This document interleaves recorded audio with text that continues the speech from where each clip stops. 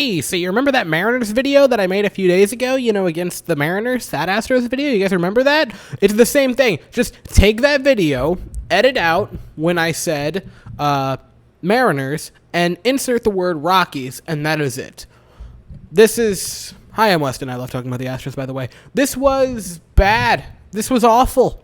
I don't know what this was. You had Bregman back. I don't get it. You had Bregman back. You had Brantley. You had good players. You had players of our team that are very good. And you were in Coors Field. This should have been a pinball machine, right? Sorry that I keep adjusting the mic. This should have been easy. This should have been a win. This should have been a no-doubter win, to be completely honest with you. And it wasn't. This was shellacking. It was another waterboarding at the hands of, this time, the Rockies, who are the worst team in Major League Baseball. But at this point, the Astros are making a pretty darn good bid for it through the first, 16 games of the regular season. This is bad. This was awful. And, the weird part is, now the Oakland A's, after a 10-game winning streak, are now, I believe, tied or ahead. They lead the division for the AL West. We swept them. We went 4-0 against the Oakland Athletics to start the season. 4-0. And then, since then, we are 3-9. We basically just had a weekend bender in California and then came back to our office jobs and are bad and back to our normal boring lives. I don't know how else to explain it. We swept them. We swept them to start the year, and everyone in Astros land was getting hype. It was on pace. We were going to have a great season. It was going to be awesome. 162-0, we wwere joking. And then we lost one, and I made the video that said it's okay. You don't need to press the panic button or anything. It's only one game. And then we won the next one, and we were, 5-1. And I was feeling good. I'm like, all right, I don't got to worry. We don't have to worry as a fan base about pressing the panic button yet. We are good. And then the next games happen. So since then, we are 2-8, I do believe. Or maybe worse. Who's to say, really? Over the past 10, we are 2-8. Yep, there it is. 2-game losing streak. I do think this is insane, though.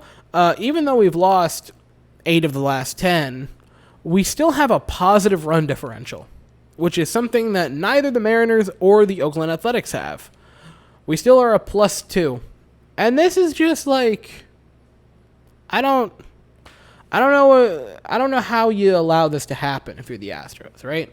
You had a good game. Luis Garcia, gem, best game of his career. He was one out shy of a DeGrom. He had 2 earned runs, 3 walks, 6 strikeouts, 5 2/3. I thought he pitched way better than that says, because Brian Abreu came in and, he gave up the base clearing double. So that was a shame.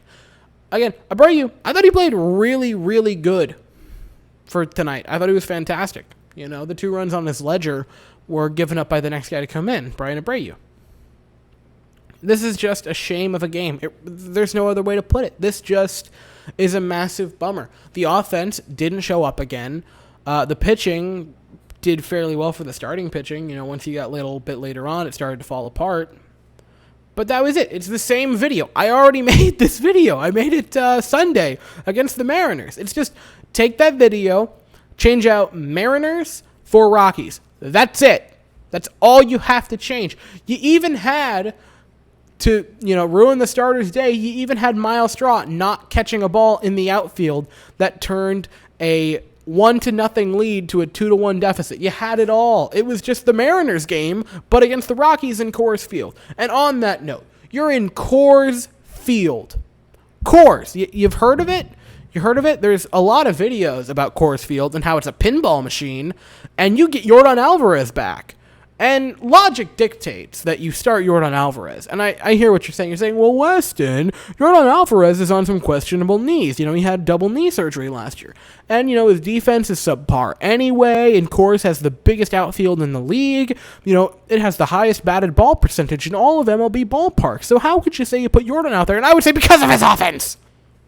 He is the best offensive player we have.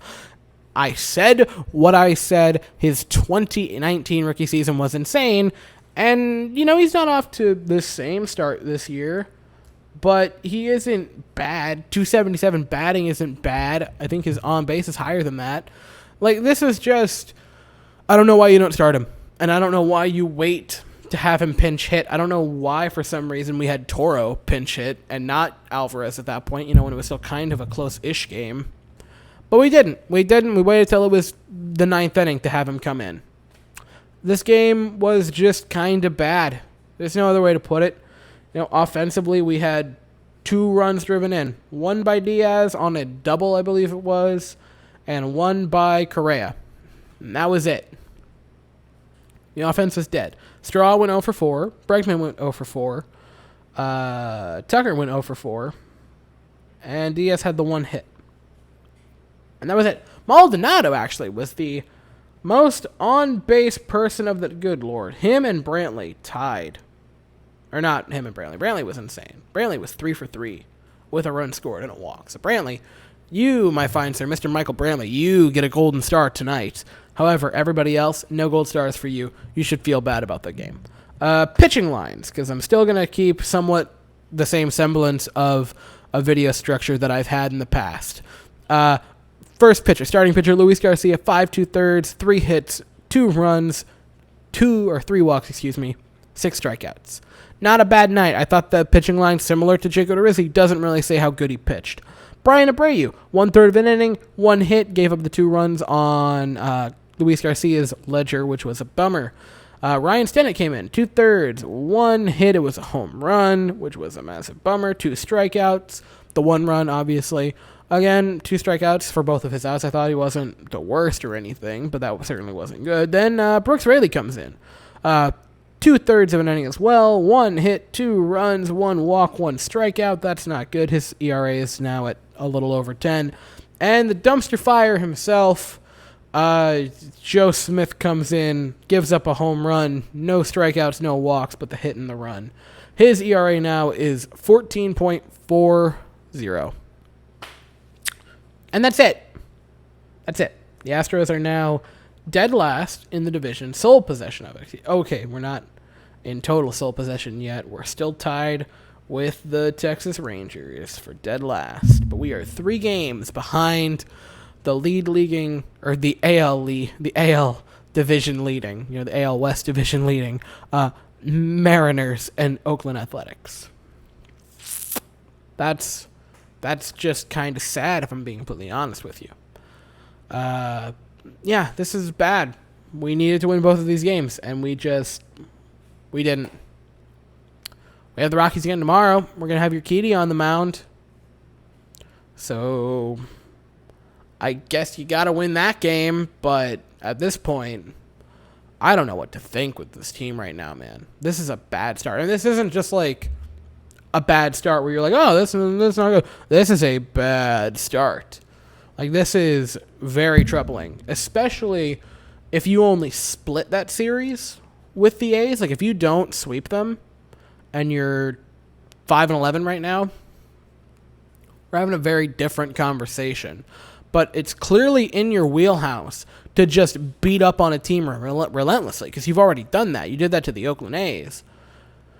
So you just kind of got to find that within you and pull it out. But this has just been an awful 2 weeks of baseball to watch and to cover, because there hasn't been a lot of fun things to talk about.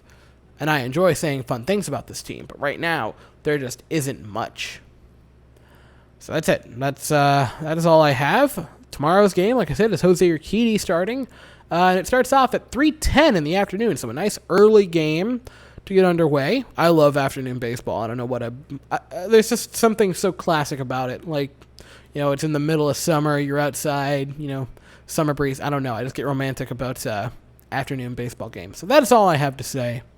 Thank you all so very much for watching, especially a just total bummer of a game recap like this. I hope you all have an absolutely fantastic day.